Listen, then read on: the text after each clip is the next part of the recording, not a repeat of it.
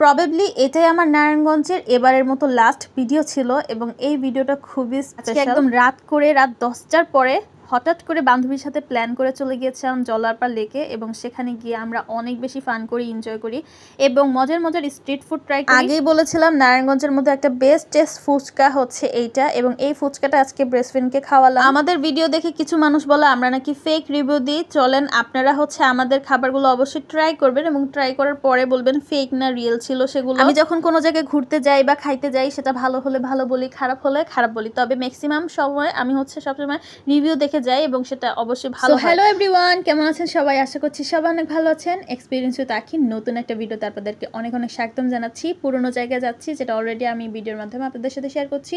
হঠাৎ করে আজকে রাত্রে আমার বেস্ট ফ্রেন্ড ফোন দিয়ে বলছে তার ভালো লাগছে না, আমি চলে যাব, তার মনটা খারাপ লাগছে, তারও ঘর থেকে বের হতে ইচ্ছে করছে, আমারও ইচ্ছে করছে, বাট রাত বেজে গিয়েছে 9টা এবং এত রাত করে সে এসে টেসে পুরো হাজির হয়ে গেছে। এখন আমি কোনো মতে ভাবছিলাম যে যাব কি যাব না, ভাবতে ভাবতে সে যেহেতু এসে পড়েছে আমার তো তাড়াতাড়ি করে চলে যেতে হচ্ছে এবং আমি অটো নিয়ে একদম দৌড়ে দৌড়ে চলে গেলাম। কিন্তু যাওয়ার মাঝখানে দেখলাম যে অনেক বেশি রাস্তায় ভিড়।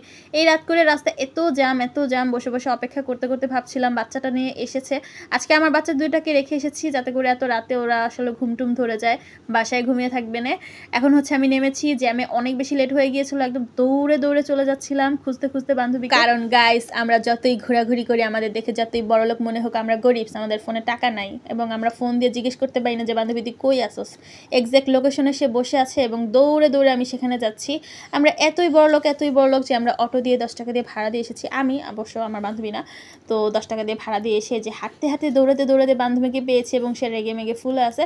তো যাই হোক, ভালো আছে, একটু পটাইলে পইটা যায়। তারপর হচ্ছে আমরা এখন ঘোরাঘুরি শুরু করে দিয়েছি। বেসিক্যালি আমরা দুজন সবসময় সন্ধ্যা পর্যন্তই বাহিরে থাকি, তারপরে হচ্ছে বাসা চলে যাই। কিন্তু আজকে জামাইয়ের কাছে সে পারমিশন নিয়ে এসেছে আর আমিও এসে পড়েছি তার ডাকে। এখন হচ্ছে আমরা একটু ফটোশ্যুট করব, ভিডিও শ্যুট করব এবং আমার জাতীয় চাকরি আমার বান্ধবীকে একটু ছবি টবি তুলে দেওয়া এবং আমার বান্ধবী আমাকে একটু ভিডিও টিডিও করে দেয়। এবং এই ভিডিওটা আমি খুব শখ করে এখানে করেছি, মানে আমার অনেক শখ ছিল যে রাত্রেবেলা এখানে এসে বসন্ত বিলাসের নিচে খুব সুন্দর একটা ভিডিও ক্রিয়েট করব এবং মাশাআল্লাহ আমি আজকে সেটা অনেকটাই করতে পেরেছি। যেহেতু আজকে আমার সাথে আমার বেবিরা নাই, বেবিরা থাকলে আসলে ওদেরকে টেক কেয়ার করতে হয়, যেহেতু লেক সাইড, তো লেক সাইডে আসলে ওদের নিয়ে ভয়, ছোটোটাকে নিয়ে তো বেশি ভয়, দুটোটাই হচ্ছে পানির আশেপাশে ঘোরাঘুরি করে। তো যাই হোক, এখন হচ্ছে আমি বসন্ত বিলাসকে এরকম আকাশে উড়িয়ে ফিল নিচ্ছিলাম। আহা, কত সুন্দর মনোরম একটা দৃশ্য। যাই হোক, এখন ক্ষুধা লেগে গেছে, এখন কিছু খাওয়া খাওয়ির পালা। যদিও আজকে পকেটে বেশি একটা মালপানি নাই, এর কারণে ভাবছি যে একদম নর্মাল স্ট্রিট ফুড খাবো, বান্ধবীকেও ট্রিট দিব।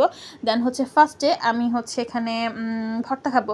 তো আজকে হচ্ছে ভর্তা দিয়ে চাপটি খাবো এবং এই ভাইরাল চাপটির যেই ভিডিওটা আগে আপনাদের সাথে শেয়ার করেছি, 10 টাকা করে চাপটি পাওয়া যায় এবং এই চাপটিটা আমার বান্ধবী এখনও খায়নি।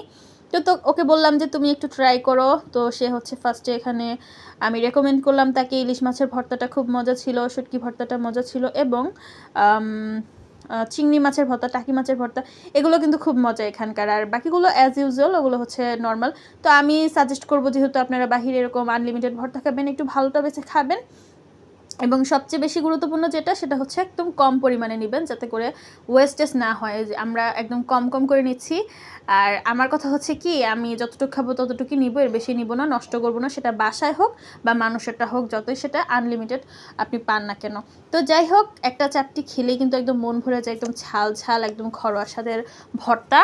আমি তো ভর্তা হলে চাপটি এরকম 4-5টা খেয়ে ফেলতে পারি, কিন্তু রাস্তায় না খেতে আমার খুবই প্রবলেম হয়, মাস্ক খুলে টুলে লুকিয়ে টুকিয়ে। তো যাই হোক, এখন আমি খেয়ে নিচ্ছি। একটা কোনো মতে খেয়েছি, ঝাল ভালোই লাগলো, পেটটা একদম ভরে যায় একটা খেলেই। তো বাসায় হলে কিন্তু এরকম 4-5টা অনায়াসে আমি খেয়ে ফেলতে পারবো। আর ওনাদের চাপটিটা এত মচমচে হয়, আমি তো এভাবে বানাতেই পারি না। একটা সময় নাজমা আপার এই ভর্তাটা অনেক বেশি ভাইরাল ছিল, এখন আস্তে আস্তে হাইপ কমে গিয়েছে, আশেপাশে অনেক ফুড স্টল হয়েছে। কিন্তু আমি রেকমেন্ড করবো, আপনারা যদি জলারপাড় লেকে কখনো আসেন, অবশ্যই এই চাপটিটা ট্রাই করবেন, এটা আসলেই খুব মজা। এবং আমি যেটাকে মজা বলি, আমার মুখে মজা লাগে এজন্য বলি, আমার রুচি খুব ভালো এবং ভালো বলেই যে সব কিছু মজা লাগে এমন না, আসলে সেগুলো মজা থাকে।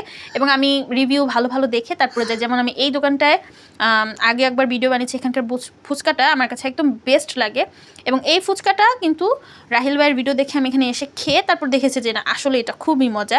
এবং তাই আপনাদের বলছি, এখানকার যে টকটা একদম স্পেশাল শেফদের হাতের টক, মানে এই টকটা নর্মালি আপনারা রাস্তাঘাটে যেসব টক খান ওই টক পানির মতো একদমই না। 50 টাকায় আপনি স্টল থেকে যা পাবেন এই রেস্টুরেন্ট থেকে সেই 50 টাকার ফুচকাই নেবেন, কিন্তু অনেক ভালো মানের পাবেন।